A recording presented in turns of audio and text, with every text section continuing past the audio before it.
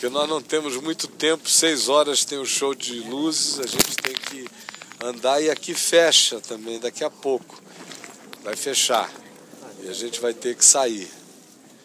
Então, se não estamos todos, eu vou considerar que todos os que estão são os que vieram. Então, gente, vocês acabaram de visitar aí dentro um lugar arqueologicamente factual. Vocês viram a escada romana que tem aqui ao lado? Sim. Essa escada romana que hoje está fechada, normalmente é o lugar onde eu ajunto o grupo ali na escada e a gente fala ali, mas ela está fechada. Eles estão fazendo obras ali de restauração, assim como também vocês devem ter visto atrás do prédio os lugares de coleta de dízimos. Vocês chegaram a ver? Tem lá uns lugares de pedra. Dízimo antigamente não era dinheiro, não é?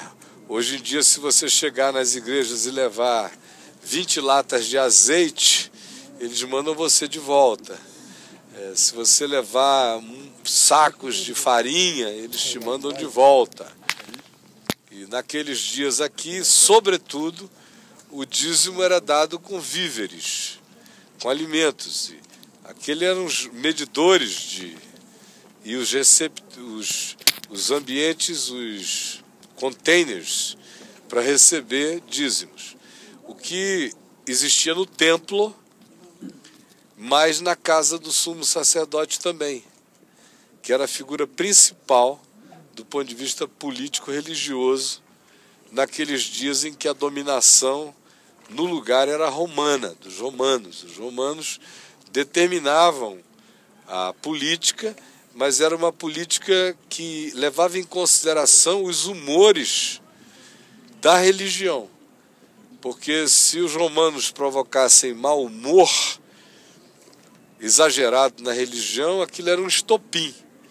Poderia deflagrar-se uma coisa que os romanos não queriam.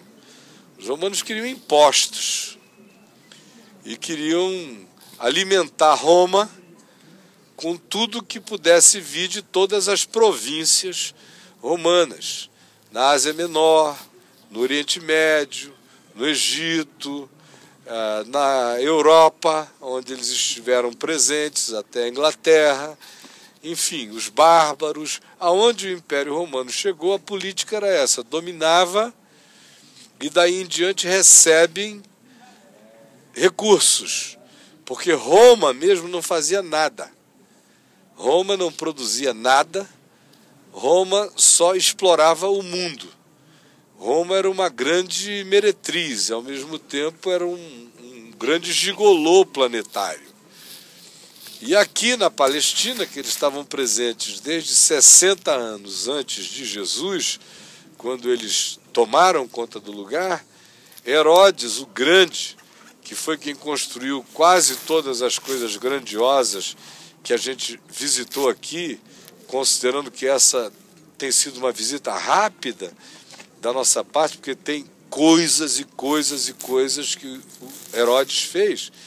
Ele estabeleceu um status de relacionalidade com Roma que foi o que prevaleceu mesmo depois da morte dele.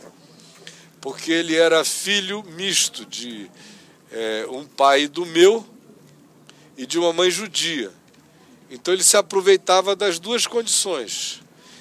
Quando interessava para ele se relacionar com os de fora, ele era um pagão e do meu.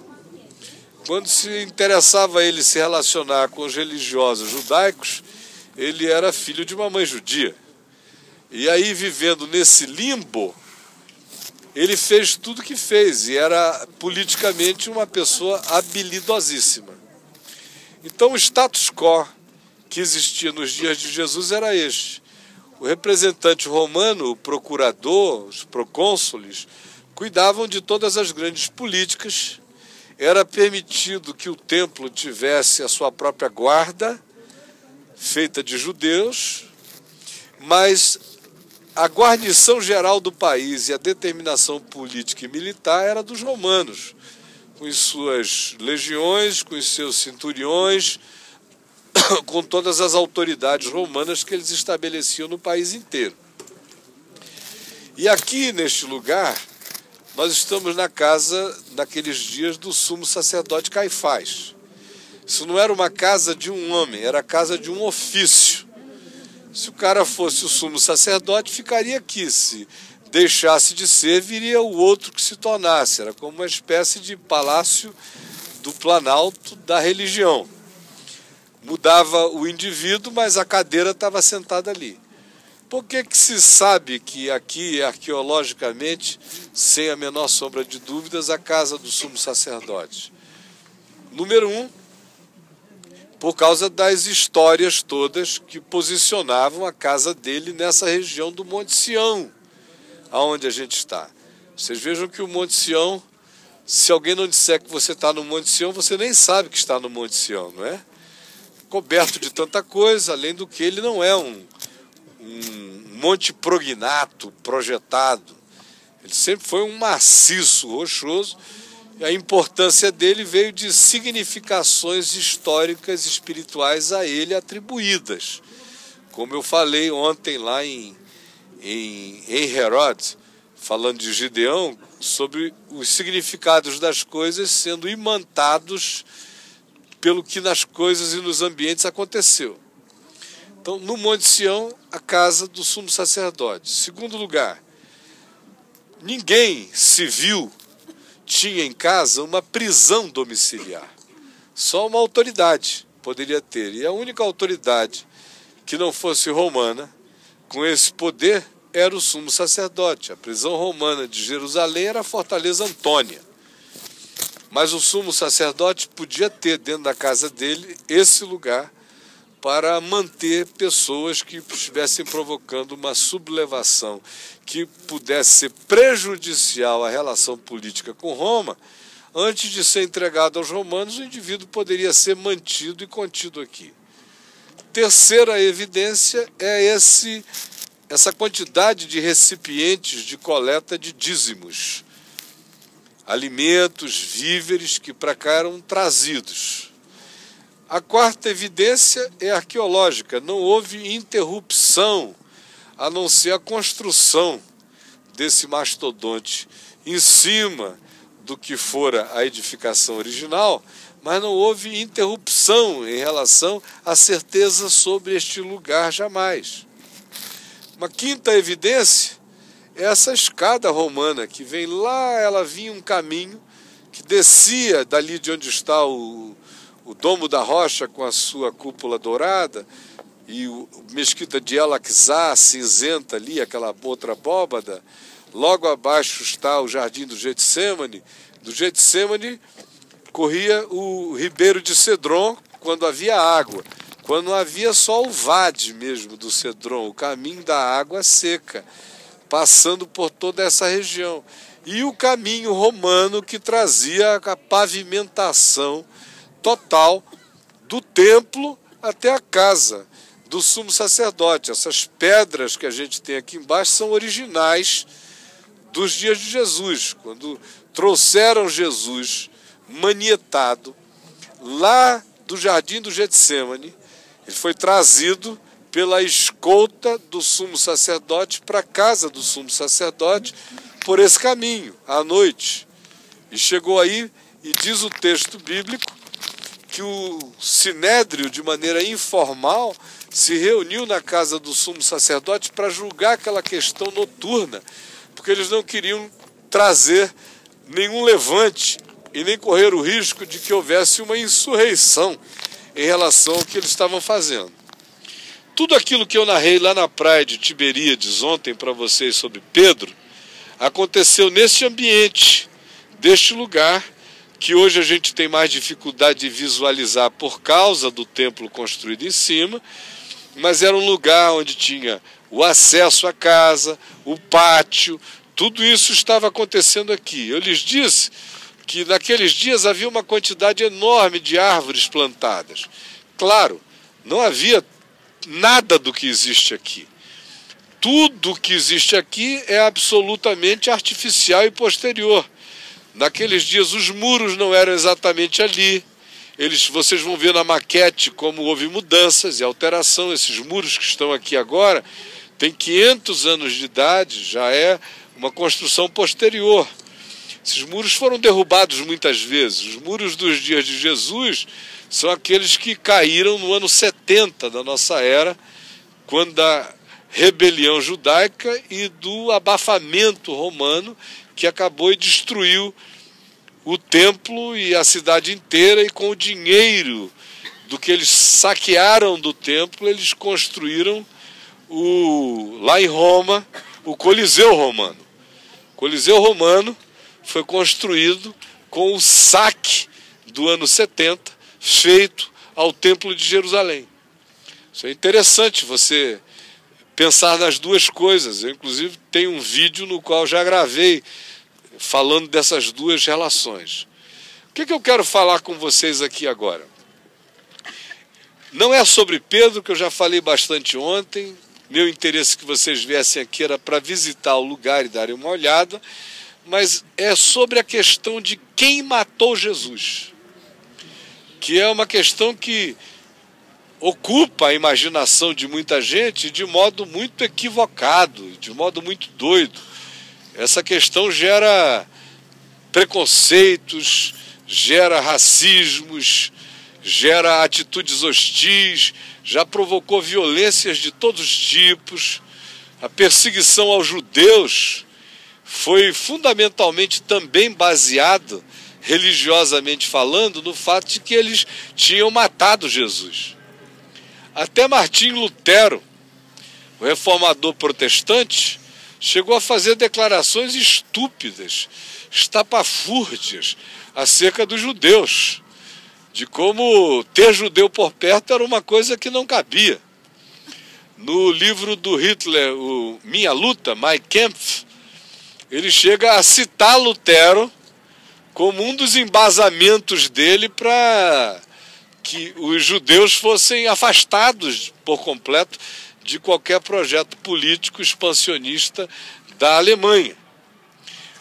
Muitas vezes a gente vê, mesmo no meio evangélico, eu me lembro que eu me converti ouvindo evangélicos dizendo que tudo que de mal acontecia aos judeus era porque eles tinham matado a Jesus. Vocês sabem disso. Os primeiros grupos de cristãos que eu trouxe aqui era um problema enorme, porque o cara chegava e dizia assim: você conhece Jesus? Para um judeu. Aí o judeu ouve aquilo, para ele Jesus é o cristianismo. Não há como separar Jesus do cristianismo. O cristianismo é uma droga desgraçada, miserável, que só produziu mal no mundo inteiro, inclusive aqui em Jerusalém, em ocasiões diversas, males horrendos.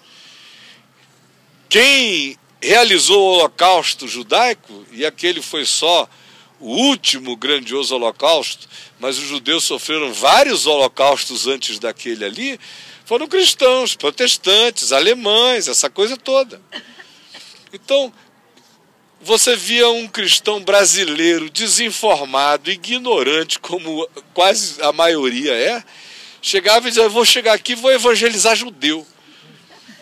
Aí você precisa de Jesus. E o cara diz: eu não preciso não, Deus me livre. Não quero nada com Jesus. Ele diz: mas é por isso, caiu sangue de Jesus na cabeça de vocês. Aí começavam as maldições em cima do indivíduo para todo lado. Quem matou Jesus? Foi o povo judeu que matou Jesus? Ora, o povo judeu matou Jesus tanto quanto, então, o povo brasileiro matou Tiradentes. Claro que não foi o povo judeu.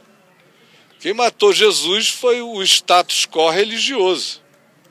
Foi uma decisão que já vinha sendo crescida, engendrada, que vinha sendo engravidada fazia pelo menos 2 anos. Ela ganhou o seu nível de insuportabilidade por um acontecimento que se deu bem ali, depois, atrás do Monte das Oliveiras. Você está vendo essa região aqui, que era conhecida como Betfagé, descendo para ali um pouquinho, incluindo essa parte, logo atrás, Betânia. Betânia está logo ali, pertinho. Era ali que Lázaro, Marta e Maria viviam.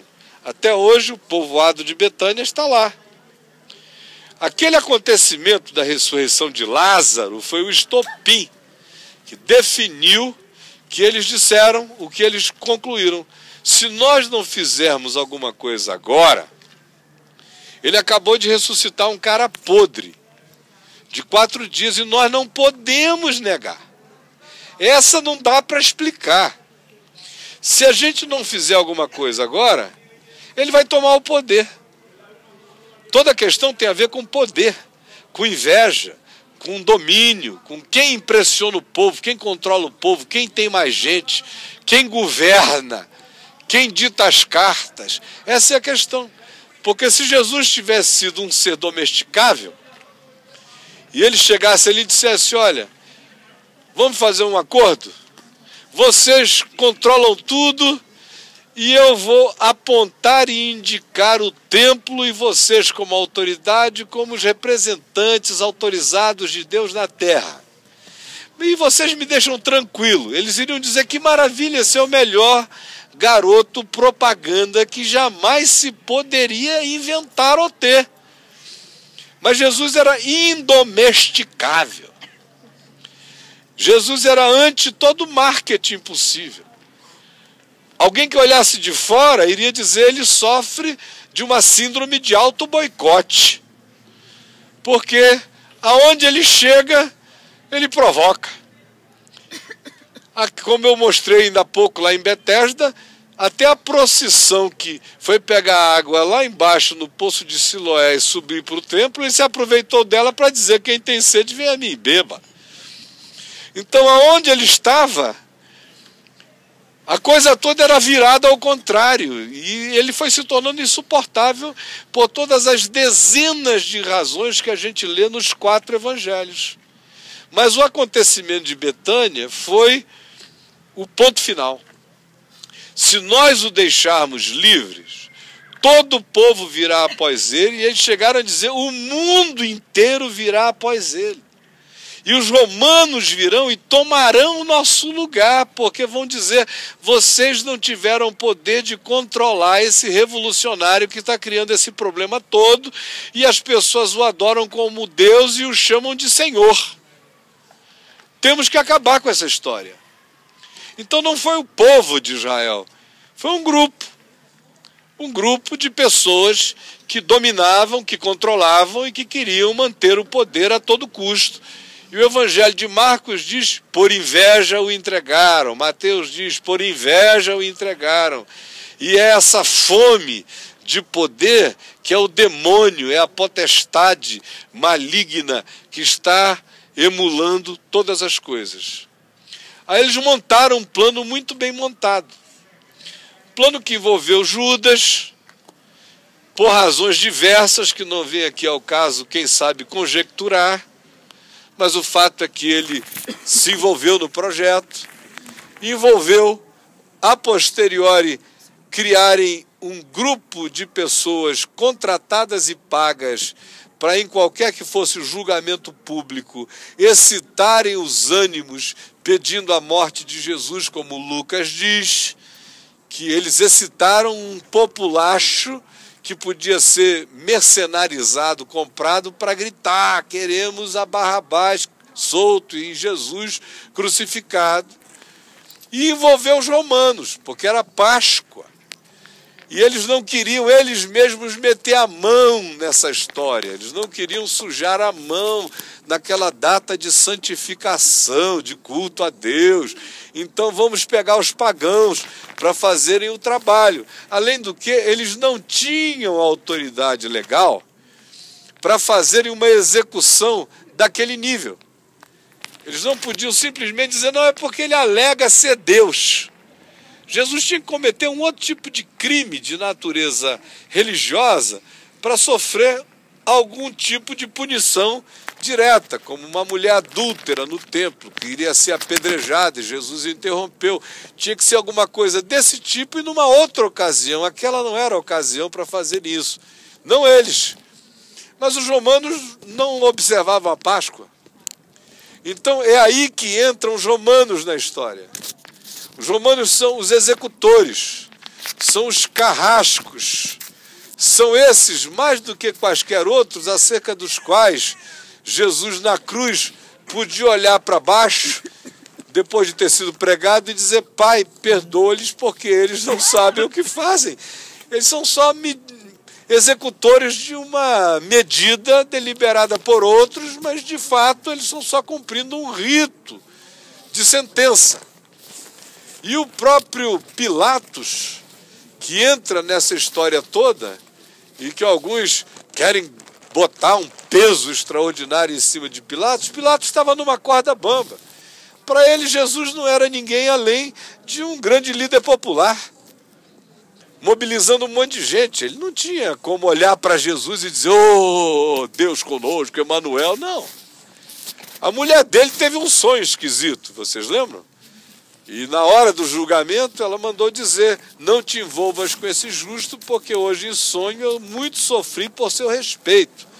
Isso gerou uma agonia no coração de Pilatos e ele ficou fazendo tudo para não crucificar Jesus, mas a multidão clamava, incitada por esses ânimos pagos: solta Barrabás, que foi o último recurso de Pilatos. Se eu vou pegar o pior cara, que acabou de cometer a pior coisa, esse povo lembra, em contraste com esse santo que não faz nada, que é um idiota abobalhado, curador de gente, e que fica com esse surto de bondade, eles vão ver que entre Barrabás e esse homem santo, é melhor crucificar Barrabás. Mas os que tinham sido pagos para gritarem o contrário prevaleceram. E Jesus foi entregue.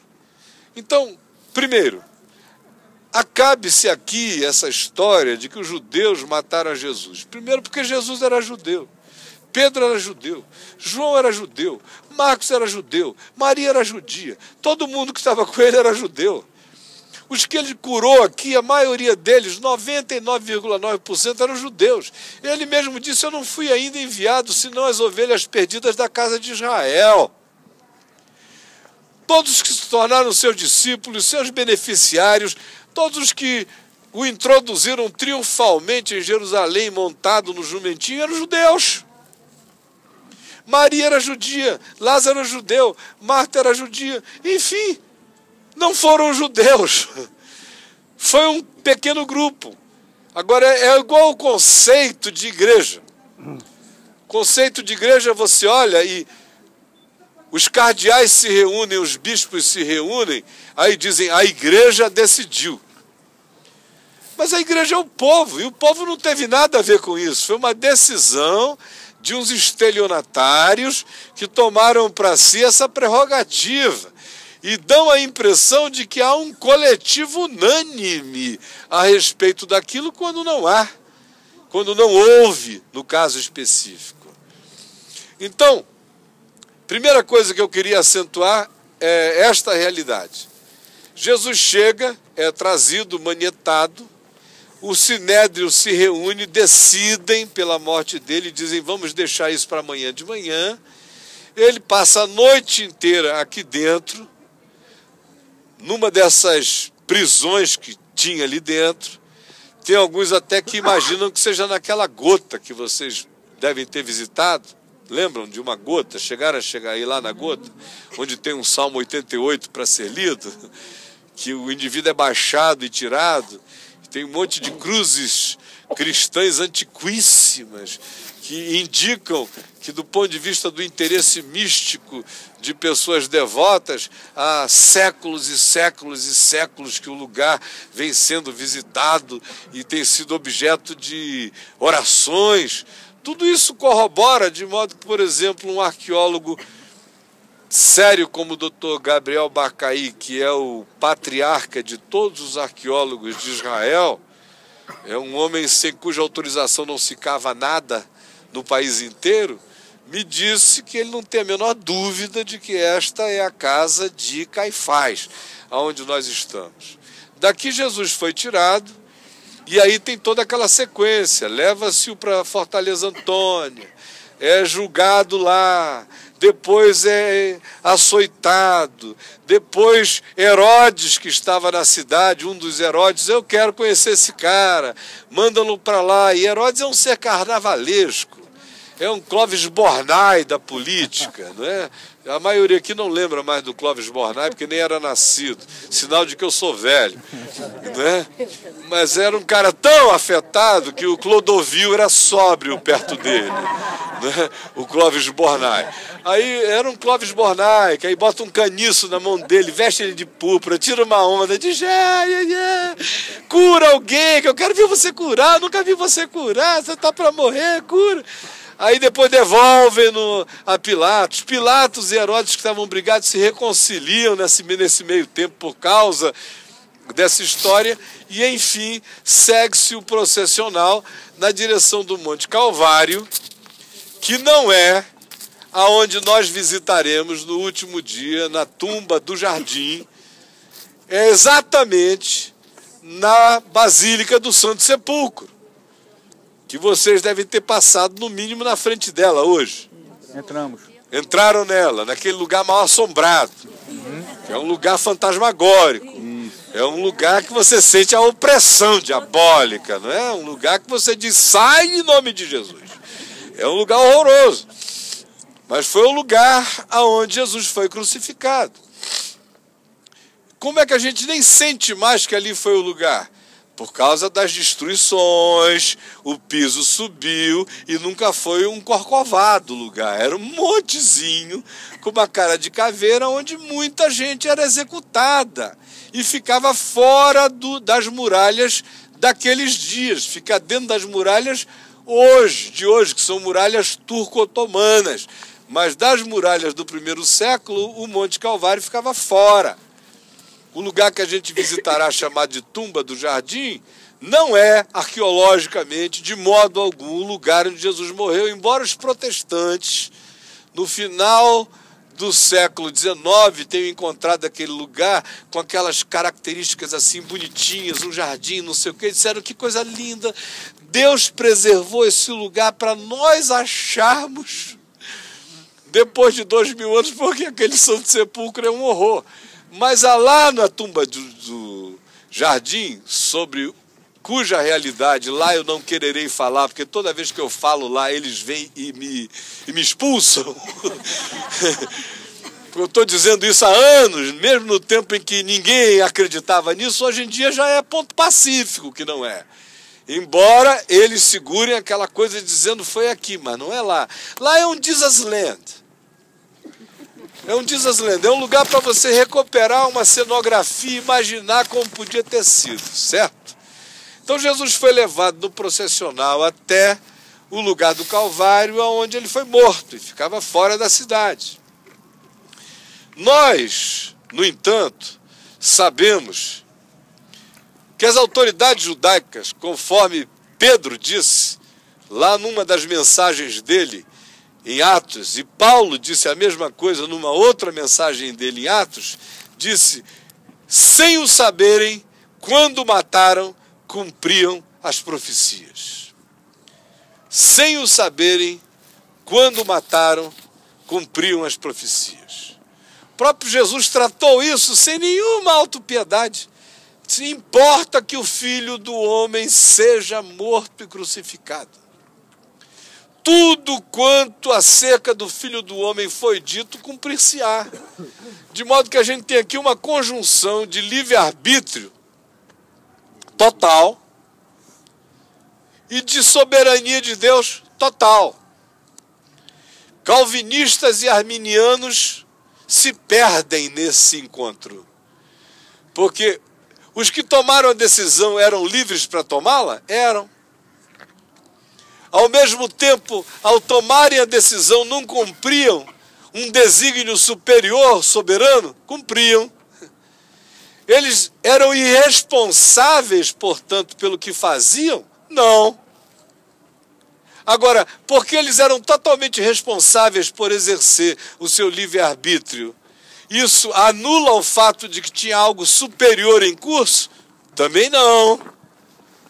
Esse é o mistério das convergências entre a liberdade do homem escolher e a soberania de Deus, que não impinge nada, mas que uma vez que está estabelecido na liberdade do fluxo das vontades, sem que sejam vontades teleguiadas, os indivíduos responsavelmente escolhem. É o que Pedro chama de presciência de Deus, Paulo chama de predestinação, e eu, que não sou filho da geração deles, olho para isso com uma outra noção de tempo e espaço e vejo que não estava determinado como um determinismo. O Deus eterno é o eu sou.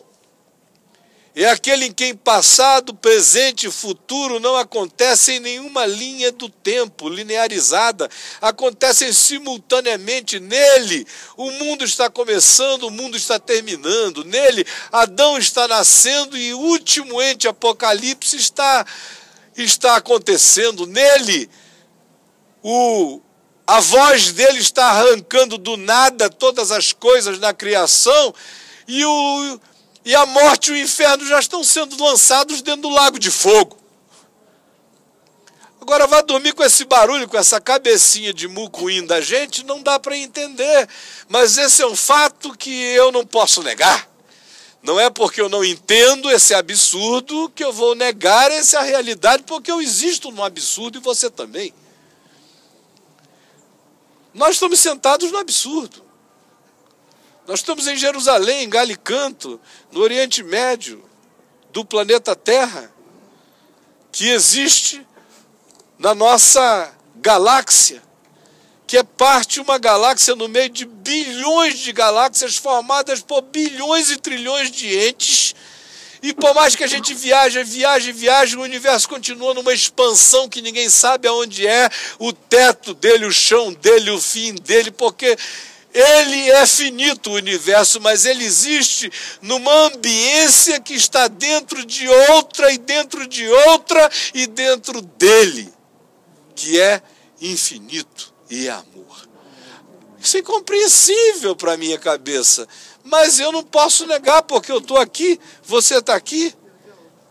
Eu existo no absurdo, eu existo no que eu não compreendo o dia inteiro.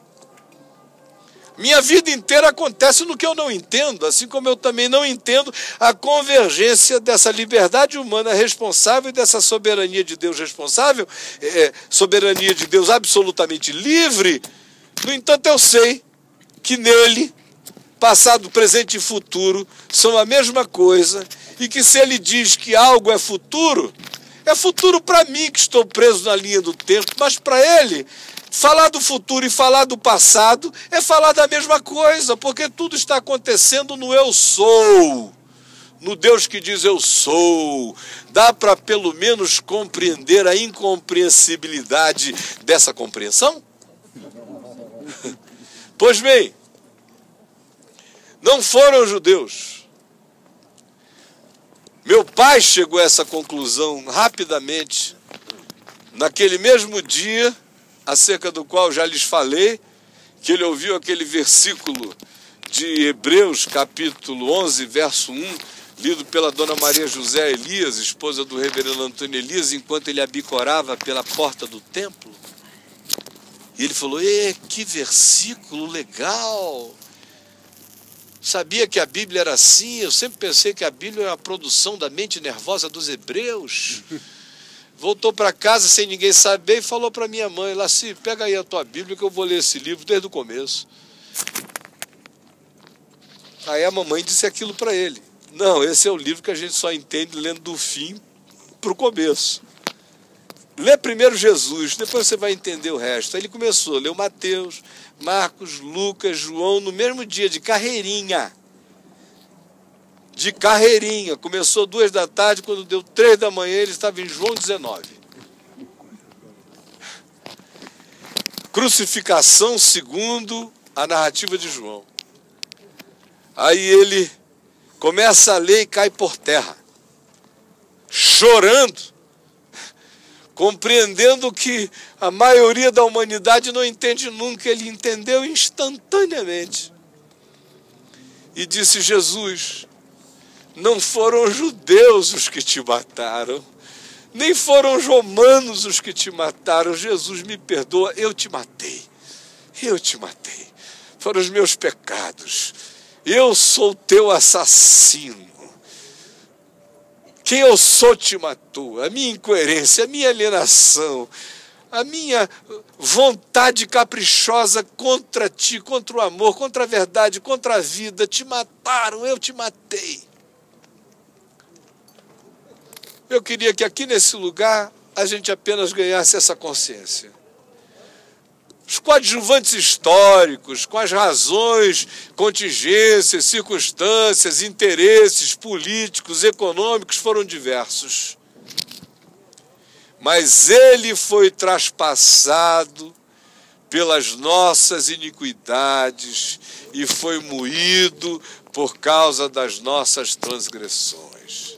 E certamente nós o considerávamos como ferido, oprimido, ultrajado, desprezado de Deus, mas ao Senhor agradou moê-lo, fazendo enfermar, pagando preço como Cordeiro eterno de Deus naquela Páscoa judaica, pelos pecados de todos os homens e pelas idiosincrasias de toda a criação e de todas as dimensões da criação, porque aquilo que se manifestou aqui em Jerusalém há 2000 anos atrás, na crucificação, era apenas a cenografia histórica, dimensional, na linha do tempo, do que sempre aconteceu, porque antes de Deus dizer haja luz, Deus disse haja cruz. Porque o Cordeiro de Deus foi imolado antes da fundação do mundo. O Big Bang criacional é a explosão do coração, do amor de Deus, criando enquanto redimia tudo quanto dele já procedia. Porque ele é amor e só podia criar em amor. E para se criar em amor, tem-se que se criar em sacrifício, tem-se que parir em sacrifício e tem-se que criar dando liberdade. E toda liberdade implica na possibilidade do exercício de todas as alternativas contra a lei do amor. Porque sendo Deus amor, qualquer relação que ele quer ter com seres conscientes no universo tem que ser fruto da decisão livre de seres que o amam porque poderiam não amá-lo, que o querem porque poderiam não querê-lo, que dizem nós somos teus porque poderiam dizer contigo nada queremos. Por isso, antes de haver criação, o Cordeiro é imolado por todas as coisas.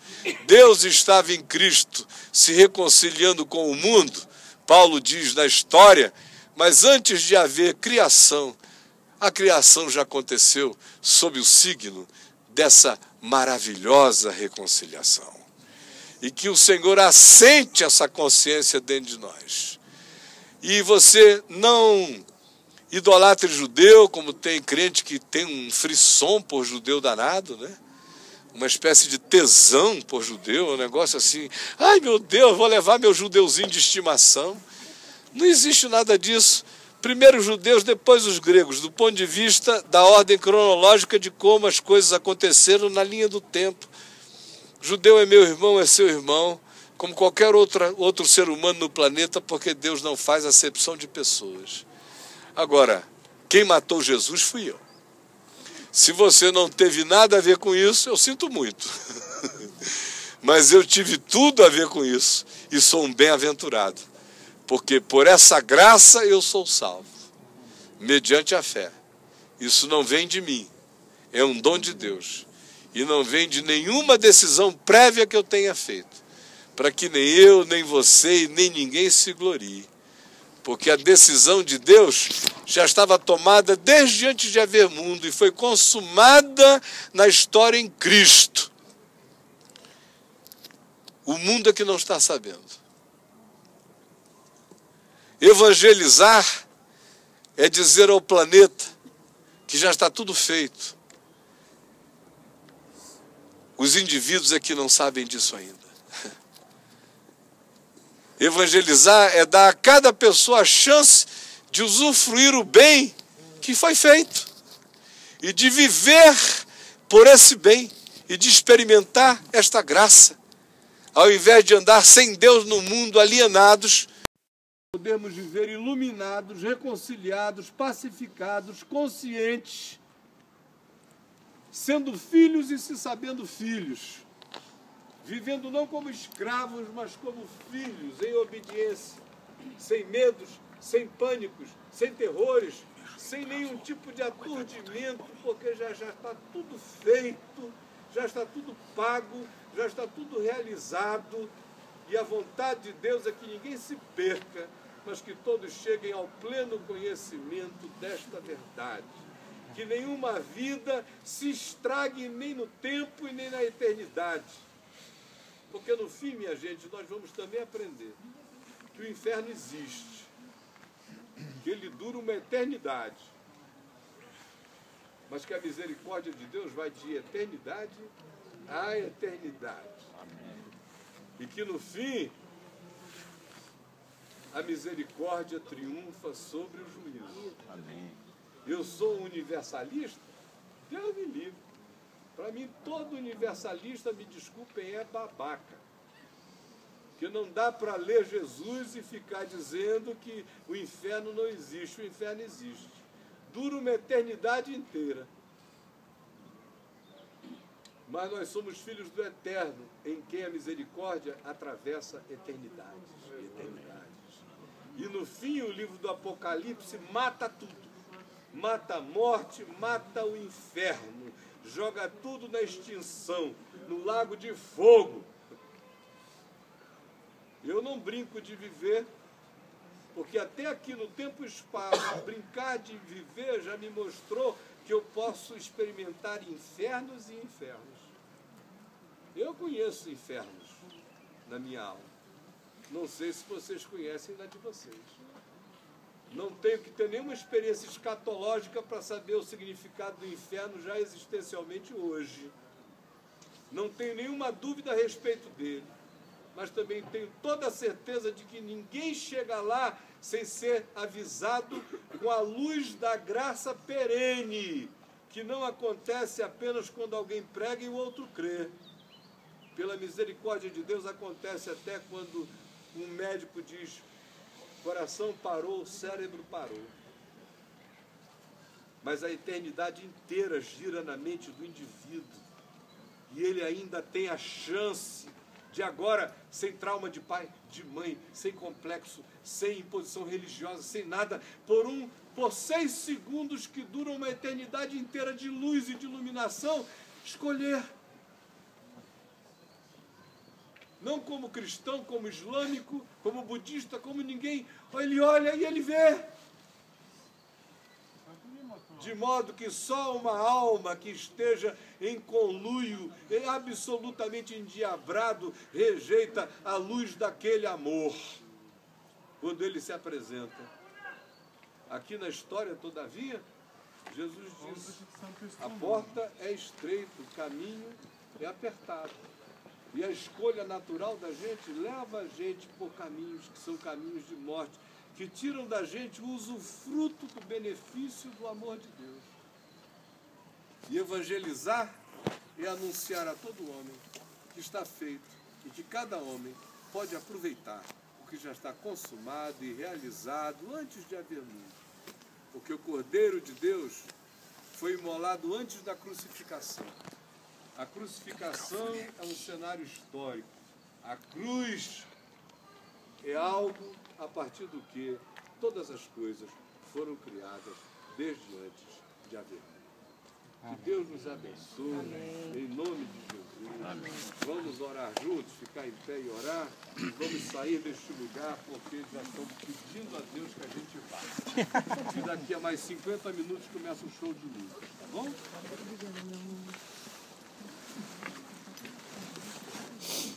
Vamos dar as mãos, se a gente puder, rapidinho. Valeu.